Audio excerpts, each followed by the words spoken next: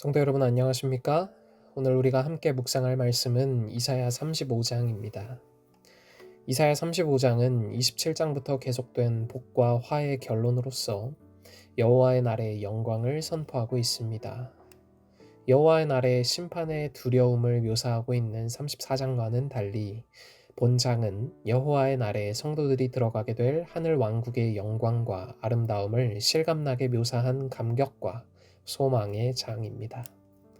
이사야 34장이 하나님을 인정하지 않고 적대하는 사람들에 대한 심판이라면 35장은 여호와의 날에 하나님의 백성이 누릴 궁극적인 구원과 영화를 노래하고 있습니다. 전반부가 여호와의 강림에 대한 기대를 묘사했다면 후반부는 주께서 강림하신 후에 새로운 세상을 묘사하고 있습니다. 이번 장은 광야와 메마른 땅이 기뻐하고 사막이 백합화처럼 피어 즐거워한다라는 의인법을 써서 극적인 효과를 보여주고 있습니다. 이사야 35장은 장차 오실 하나님의 나라의 아름다움과 영광을 노래한 것으로 유명한데 이 선지자의 감격과 기대는 극적인 대비로 표현됩니다.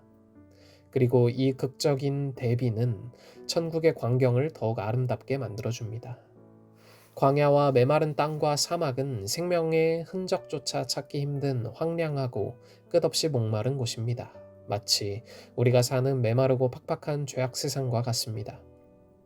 그런 곳에 꽃이 피어 기쁜 노래가 가득하게 될 것입니다. 레바논과 갈멜과 샤론은 팔레스타인에서 가장 풍요로운 곳으로 유명한 곳입니다.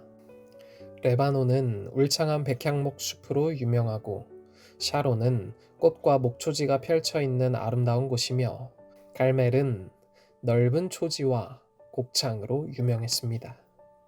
3절에서 4절을 읽어보면 보라라는 감탄사가 나옵니다. 선지자는 감격하고 있습니다. 하나님이 오신다는 말이 2번이나 반복되고 있습니다. 하나님이 오시면 모든 것이 해결됩니다. 하나님이 오사 갚아주시고 마침내 구원하실 것이라는 소식은 이 죄악 세상에서 온갖 슬픈 일을 겪고 겁내고 두려워하며 살아가는 우리에게 소망을 주고 굳세게 해줍니다.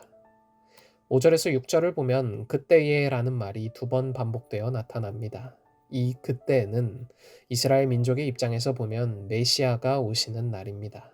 그런데 그리스도인들이 메시아가 이미 오셨다고 전하면서도 세상은 그대로였기 때문에 그리스도인들을 이단으로 핍박한 것입니다. 그리스도인의 입장에서 보면 그때에는 그리스도를 개인적으로 만난 날입니다. 그리스도 안에서 모든 것이 이루어지기 때문입니다. 그분을 만나면 광야와 사막 같은 삶이 백합화처럼 피어서 노래하기 때문입니다. 그러나 궁극적으로 그때에는 그리스도께서 다시 오시는 재림의 날입니다.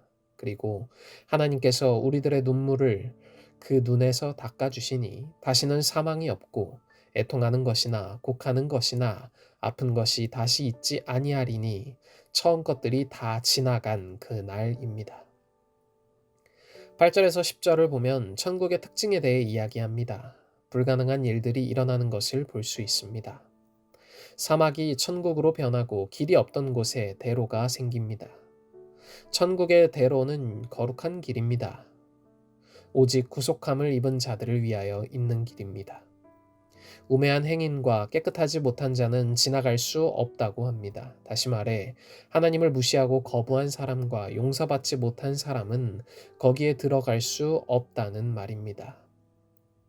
천국을 사모하고 들어가기를 소원하지 않고 단지 스쳐가는 행인처럼 무관심한 사람은 그 길에 들어갈 수 없다는 것입니다. 또한 천국에는 우리를 유혹하고 파멸시키기를 원하는 사탄과 같은 존재가 없을 것임을 상징적으로 말해주고 있습니다. 사랑하는 성도 여러분, 이 세상에서 살다 보면 너무 지칩니다. 너무 지치고 피곤합니다. 세상의 죄악됨에도 힘들지만 나의 성향이 계속해서 죄로 기울어져가는 모습을 보는 것도 너무 괴롭습니다. 그리고 이러한 모습을 보면 마음속에 드는 한 가지 생각은 예수님의 재림이 속히 이루어지면 좋겠다는 것입니다. 어서 재림의 때에 천국에 올라가 나를 유혹하고 힘들게 하는 나의 모든 죄된 속성을 벗어버리고 하나님께서 입혀주시는 의의 옷을 입고 살아가고 싶다는 생각이 듭니다. 오늘을 살아가시는 모든 성도님들의 마음속에 이처럼 천국을 그리워하는 마음이 자리 잡길 간절히 소망합니다. 세상이 주는 다른 달콤함이 아닌 천국에 대한 그리움과 희망으로 오늘을 살아가시는 모든 성도님들이 되시길 간절히 소망하며 오늘 묵상 마치겠습니다. 오늘은 학생반의 김성수 학생을 위해 기도하겠습니다. 하늘에 계신 하나님 아버지, 오늘 우리에게 새로운 하루를 허락하시고 안식일을 맞이하는 귀한 시간을 허락하심에 감사드립니다. 하나님, 오늘은 학생반의 김성수 학생을 위해 기도합니다. 주께서 사랑하시는 아들 김성수 학생에게 함께하여 주시고 은혜를 내려주셔서 세상의 다른 어떠한 가치보다 하나님의 자녀로 살아가는 삶을 가장 가치 있게 여길 수 있도록 하여 주시고 이러한 마음과 정신으로 세상의 시험으로부터 자유롭게 하여 주시옵소서. 저희가 언제나 하나님과 동행하는 삶 살 수 있도록 하여 주시길 저희를 죄에서 구원하신 예수 그리스도의 귀하신 이름으로 간절히 기도드립니다. 아멘.